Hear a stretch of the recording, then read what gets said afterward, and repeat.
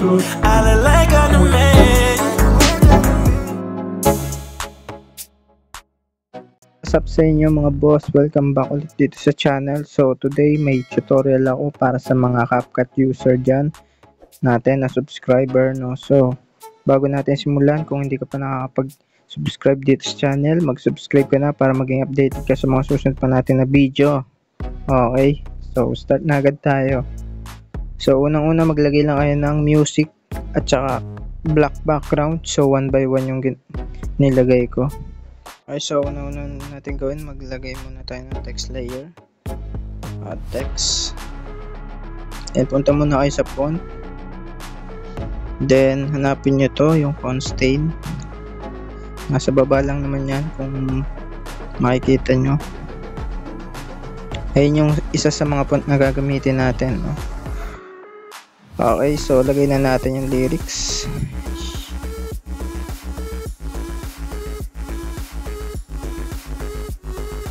Tama ba yung lyrics ko?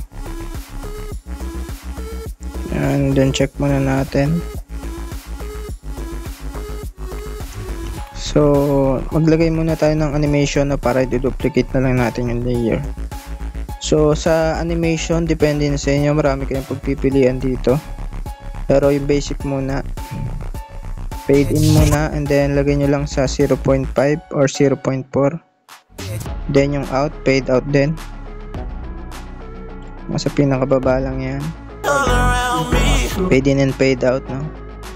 So 0.4 yung nilagay ko para hindi na tayo magpapaulit-ulit mamaya. Duplicate na lang natin yung layer.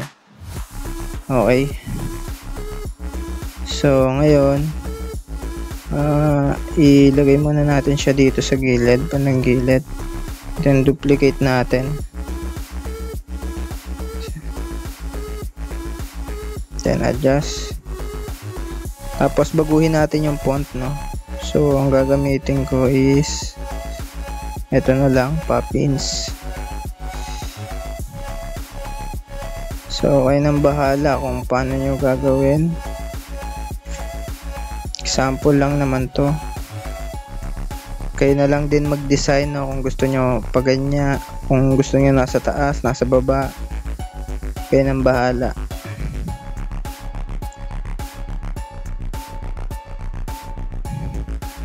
Then pwede nyo palang baguhin yung color, no?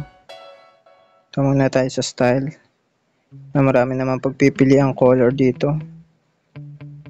So ito na lang muna. Ayan. Then check natin.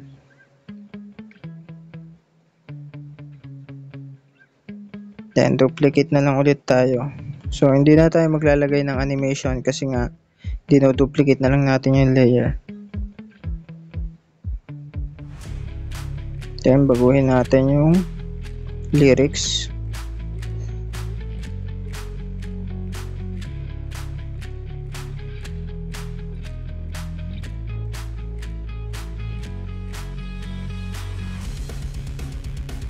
Check. Tignan muna natin.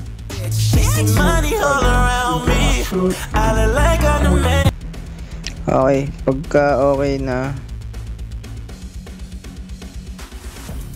adjust lang natin, no, yung lyrics. Example.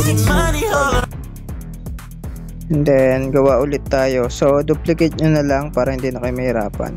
Okay, so gagawa muna ako para hindi na tumagal yung video. Okay, so guys, ito yung nagawa ko. So maikli lang yung ginawa ko, guys, para hindi umaba yung video natin. Kayo na lang mag-design kung saan nyo ilalagay or kung saan kayo maglalagay ng ganitong font. Okay, so bali next tayo. Pag natapos nyo nang gawin yan, ito muna part on. Yan, then export na natin siya, guys. Then create ulit kayo ng project.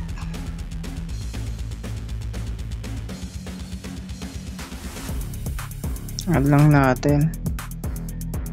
And then delete nyo lang muna yung watermark. After nyan, punta kayo sa effect, video effect, and then punta kayo sa distortion. Click nyo yung refall. Then yung blur, gawin lang natin 40. Sa size 15, gawin nyo lang 15. Ganyan din yung speed.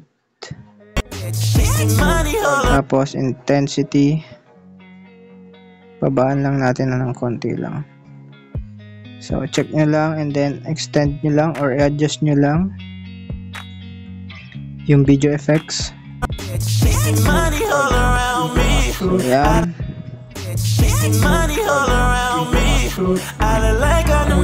Okay na.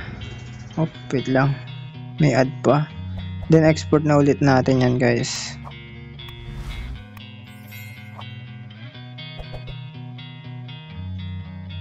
Okay, pagkatapos nyo ma-export, punta na tayo sa Node Video.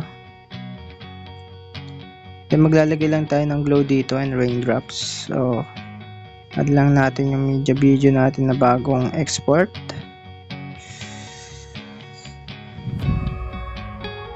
Okay, so punta na kayo sa Asset Store. Click nyo lang yung glow. Then tignan muna natin.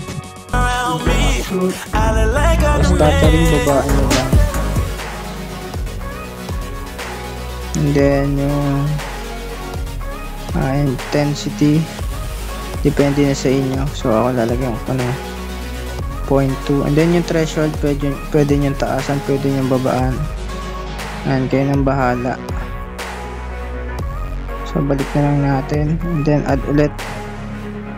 Punta ko sa nature and then raindrops. So bali dito sa raindrops, ang gagawin lang natin dito,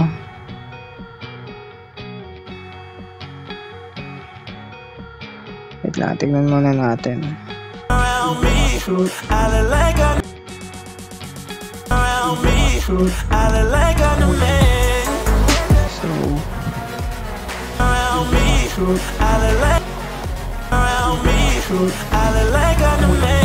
Yan. Check nyo lang yung fail at saka yung static 1. So ayan, katapos nyan, export na natin. Yung resolution, taasan nyo lang sa 1080p and then export. So ayun lang, maraming salamat sa inyo guys, sa mga patuloy na sumusuporta dito sa channel at sa mga nag-share ng videos natin. Thank you sa inyo. Hanggang sa susunod na video. Peace out.